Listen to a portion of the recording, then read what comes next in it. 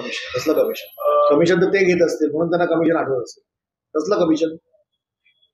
बिल्डरला पाणी पुरवतात आणि म्हणून ते नागरिकांना पाणी मिळत नाही. अरे बाबा नो, मी तुम्हाला 100 वेळा सांगितलं की मुंबई महानगरपालिकेच्या नियमामध्ये नवीन जेव्हा एखादी बिल्डिंग बनते तेव्हा त्याला टँकरद्वारे पाणी पुरवायचं असतं आणि जे कामगार काम करतात त्यांना अर्धा इंचच कनेक्शन महानगरपालिका देते.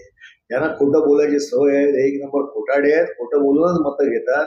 मी बोललो उत्तर मुंबईमध्ये एकदा उभे होते राम नाईकांसारख्या एका ज्येष्ठ आमच्या खासदाराला खोटं बोलून लोकांना फसवलं. एकदा लोक त्या ठिकाणी भुलले, पुढच्या लोक वाट बघते कधी लोकसभा येते ह्याला घालवतो, मग गोपाळ शेट्टी निवडून होते. याची परिस्थिती अशी आहे.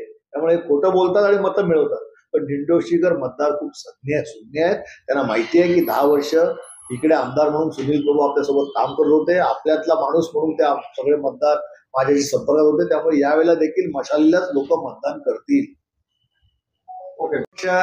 ची मंडळी असं बोलत असतात.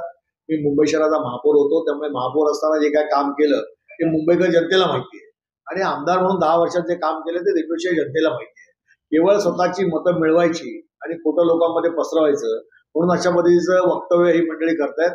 पण दिंडोशी जनता सुज्ञ आहे. त्यांना कल्पना आहे की या भागात 10 वर्ष ज्यांनी काम केलं, ज्यांनी लोकांशी संपर्क ठेवला त्यांनाच या ठिकाणी दिंडोशीकर मतदान करणार आहे.